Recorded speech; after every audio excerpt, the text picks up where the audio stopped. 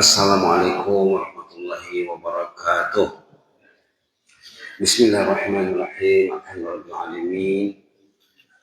Hamdan katsiran thayyiban mubarakan fih. Hamdan yafi ni'amah wa yukafi mazidahu ya rabbana lakal hamd. Kama yanbaghi li jalali wajhikal karim azim sultanik. Wassalatu wassalamu ala sayyidina wa habibina wa syafi'ina wa maulana Muhammad وعلى آله وصحبه وسلم تسليما كثيرا كثيرا ومن تبعهم بإحسان إلى يوم الدين عدد خلقه تعالى ورضا نفسه وزنة عرشه ومداد كلماته كما يحب ربنا ويرضى. Alhamdulillah kita jemaah salat subuh Masjid An-Nur lingkungan 8 dalam Medan bersyukur kepada Allah, membaca Alhamdulillah setiap pagi selagi kita masih diberi Allah usia, masih dipanjangkan umur, masih dibenarkan bernafas, masih diizinkan menghuni, menempati bumi Allah.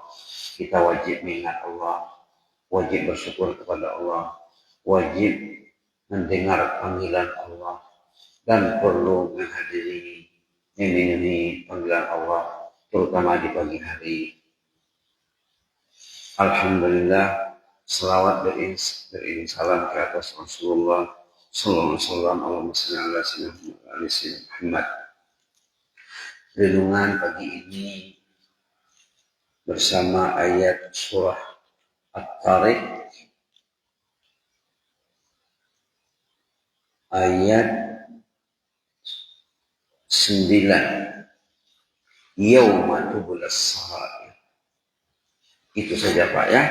Yauma tubulas sarair. Yauma itu hari kiamat. Sama dengan Malik Yaumiddin. Yauma tubulas sarair. Pada hari kiamat nanti segala rahasia orang akan dibongkar. Di antara nama hari kiamat ataupun realitas yang akan terjadi di hari kiamat nanti, membongkar semua perbuatan manusia, semua gerak matanya, tingkah lakunya. Yauma tubulas sarair. Pada hari itu rahasia orang akan dibongkar. Kasusnya akan diketengahkan. Kasus bersama manusia, bersama makhluk, kasus bersama Allah. Maka macam mana jalan keluarnya? Jalan keluarnya selagi kita hidup, kita berusaha memperbaiki kasus kita, memperbaiki kesalahan kita, meminta ampun kepada Allah segala kelemahan kita. Datang ke masjid menghapuskan dosa, pulang dari masjid menghapuskan dosa, duduk di masjid menghapuskan dosa. Bahkan orang yang duduk di masjid untuk niat beribadat mendapat doa malaikat 3 dalam 1. Allah marhamhu, ya Allah rahmati dia. Allah maghfirlahu, ya Allah ampuni dosanya. Allah matub alaih, ya Allah terima tobatnya. Kita bisa hitung ya, subuh hari berapa menit kita berada di rumah Allah didoakan malaikat. Zuhur nanti berapa menit, asar, maghrib, isya berapa menit kita mendapat doa malaikat. Doa malaikat pasti makbul. Yang dimintanya apa? Agar kita dirahmati Allah. Karena masjid ini sumber rahmat. Allah maghfirli dhunubi waftahli abwaaba rahmati. Sumber rahmat dalam kehidupan manusia masjid. Pintu rahmat ada di masjid. Subhanallah. Kemudian di samping doa rahmat, doa keampunan lagi. Doa keampunan. Kita akan fokuskan untuk doa keampunan nanti. Dan doa at-taubah. 3 Pak ya. Jadi hari Kamis kita berbicara tentang hadis Nabi, tentang istighfar, keampunan diberikan Allah kepada hambanya yang berdoa. Bahkan Nabi menjamin orang itu diampuni dosanya. Kata Rasulullah, qad ghufira lah qad ghufira qad ghufira 3 kali. Orang ini diampuni dosanya sudah. Orang ini diampuni dosanya sudah. Orang ini diampuni dosanya sudah. Kan menarik. Pangkal ceritanya kemarin hari Kamis, Rasulullah waktu masuk masjid, terdengar sahabat sedang sholat dalam posisi tahiyat akhir. Subhanallah. Betapa dekatnya Rasulullah dengan sahabatnya. Dalam sholat dia berdoa, Allahumma inni as'aluka, ya Allah, al-ahad as-samad alladzi lam yalid wa lam yulad wa lam yakul lahu kufuwan ahad, an taghfira li dzunubi innaka antal ghafurur rahim. Ini doanya. Nanti kalau sempat akan dikirim Pak, insyaallah. Ya Allah, saya sudah fil alamin innaka Hamidum Majid. Sebenarnya doa Nabi dalam sholat yang diamalkan Nabi, yang diajarkan kepada sahabat, dan amalan sahabat yang diakui oleh Nabi, doanya banyak sekali Pak ya. Inilah antara lain yang dikatakan doa mustajab. Doa mustajab di ujung salat sebelum salam. Semasa rukuk, sujud juga dianjurkan kita berdoa, terutama waktu sujud. Doa ini bertujuan, ya Allah, aku memohon kepadamu ya Allah. Aku meminta kepadamu sebagai engkau yang bersifat al-ahad, as-samad. Allah yang Maha Esa, Allah tempat meminta. As-samad artinya tempat meminta. Alladzi lam yalid wa lam yulad wa lam yakul lahu kufuwan ahad, yang mana engkau sebagaimana sifatnya terdapat dalam surat Al-Ikhlas yang selalu kita baca. Lam yalid, tidak beranak, wa lam yulad, tidak diperanakkan, tidak ada anaknya, tidak ada ayah ibunya, bahkan wa lam yakul lahu kufuwan ahad, tidak ada yang sama dengan Allah. Laisa kamitslihi syai' wa huwas samiul basir. Tidak ada yang sama dengan Allah. Allah Maha mendengar lagi Maha melihat. Antaghfirli, ampunilah dosaku ya Allah. Dzunubi, semua dosaku ya Allah. Innaka antal ghafurur rahim. Engkau Maha Ghafur, engkau Maha Rahim. Hari Kamis kita sudah terangkan doa ini paling kurang ada 3 isinya. Pertama pujian, kedua sanjungan, pujian, kedua permintaan, yang ketiga pujian. Jadi permintaan di tengah-tengah pujian dan sanjungan, memuji Allah. Jadi Nabi Muhammad mendengar sahabat ini baca doa ini, Nabi merespon, qad ghufirallah, Bapak ini sudah diampuni dosanya. Qad ghufirallah, orang ini sudah diampuni dosanya. Qad ghufirallah, hamba ini sudah diampuni dosanya. Jadi menarik Pak ya, untuk kita coba mengikuti. Kalau bisa, kalau mampu kita mengamalkannya, itu yang terbaik. Subhanallah. Itu tentang bacaan tahiyat. Khusus tentang sujud, ada hadis sahih riwayat Imam Muslim, aqrabu ma yakunul 'abdu min rabbih wa huwa sajid. Saat yang paling dekat antara kita dengan Allah ketika sujud. Fa aktsiru ad-du'a, banyaklah doa katanya. Banyaklah doa. Jadi selain kita membaca doa, zikir, tasbih yang kita pelajari dalam kitab-kitab suci, kita sepatutnya baca juga kitab-kitab hadis. Jangan buku fikih saja, karena di sana tidak dimuat semuanya. Dalam hadis dimuat semuanya. Ada di sini buku kecil. Buku kecil kalau di Mekah harganya 2 rial saja. Kumpulan doa dalam Quran dan hadis. Di sini boleh dikatakan ada Pak ya, doa dalam sholat, dalam setiap malam sholat, mulai dari doa istiftah, doa ruku yang tidak sampai pada salam, ataupun doa yang tadi.